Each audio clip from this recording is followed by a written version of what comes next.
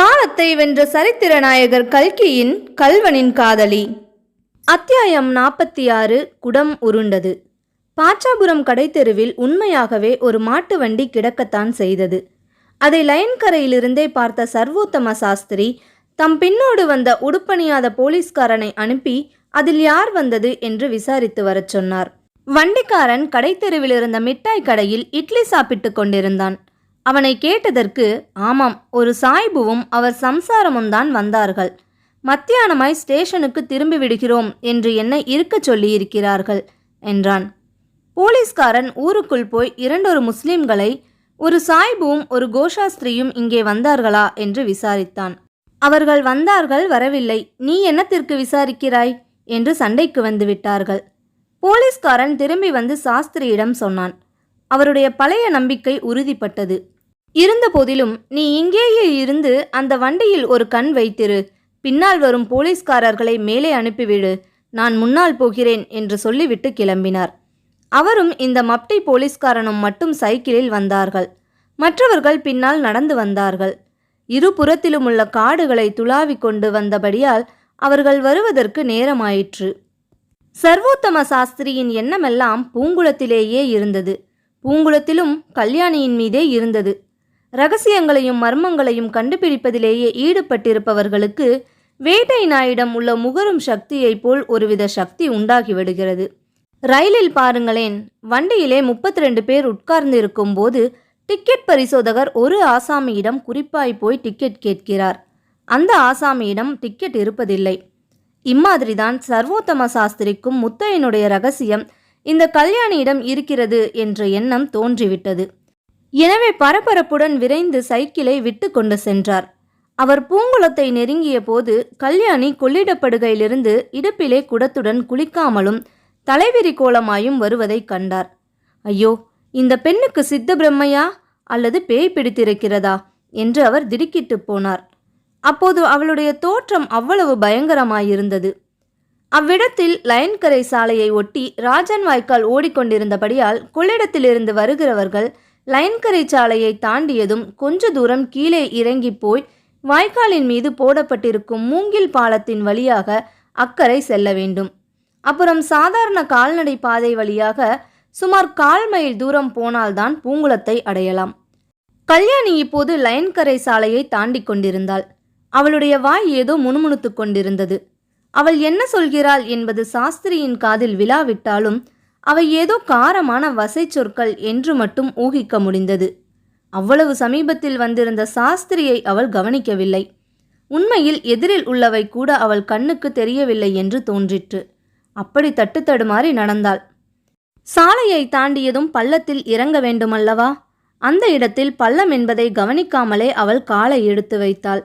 திடீரென்று கீழே விழுந்தாள். இடுப்பிலிருந்து குடம் தவறி விழுந்து டனார் டனார் என்று சப்தித்து கொண்டே உருண்டு ராஜன் வாய்க்காலின் பிரவாகத்துக்கருகில் போய் தண்ணீரை தொட்டு கொண்டு நின்றது.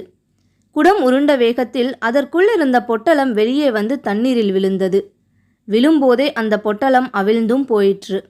மீன்கள் திரண்டு வந்து முத்தையனுடைய மத்தியான சாப்பாட்டை ருசி பார்த்து சாப்பிடத் தொடங்கின. இவ்வளவும் நடந்தது அரை நிமிஷ நேரத்தில். கல்யாணி லைன்கரை சரிவில் நிமிர்ந்து உட்கார்ந்தபடி சுற்றும் முற்றும் பார்த்தாள். இதற்குள் சாஸ்திரி கீழே ஓடிச் சென்று குடமும் பிரவாகத்தில் போய்விடாமல் எடுத்தார். குடத்தை அவர் ஒரு கையால் எடுக்கும்போது இன்னொரு கையால் தண்ணீரில் கிடந்த சோற்று பொட்டலத்தை நன்றாய் பிரவாகத்தில் இழுத்து விட்டார். குடத்தை எடுத்து கொண்டு வந்து கல்யாணியின் பக்கத்தில் வைத்த சாஸ்திரி, என்ன அம்மா இது, ஏன் இப்படி விழுந்து விட்டாய் என்று கேட்டார். கல்யாணி பதில் சொல்லாமல் திருவென்று அவரை பார்த்து விழித்தாள்.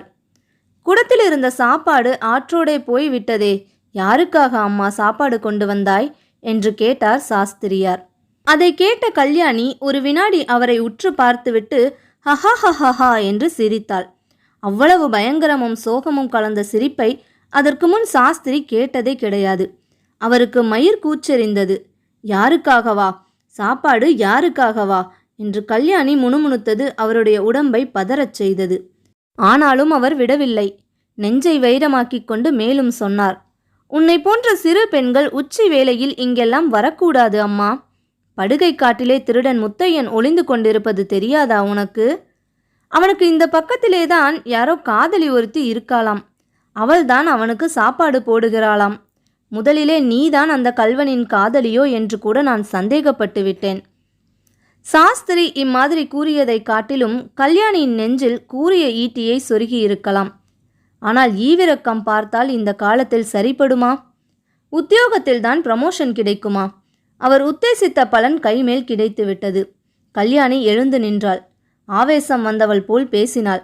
நானா கல்வனின் காதலி? இல்லவே இல்லை, சத்தியமா இல்லை. அவனுடைய காதலி வேறொருத்தி இருக்கிறாள். அதோ அந்த காட்டுக்குள்ளேயே இருக்கிற பாலும் கோவிலுக்கு போனால் தெரியும். காதலனும் காதலியும் அங்கே கட்டி தழுவி கொண்டிருக்கிறார்கள். இப்படி சொன்ன கல்யாணிக்கு உடனே ஐயோ, என்ன காரியம் செய்தோம் என்று தோன்றியிருக்க வேண்டும். உதடுகளை கடித்து கொண்டாள்.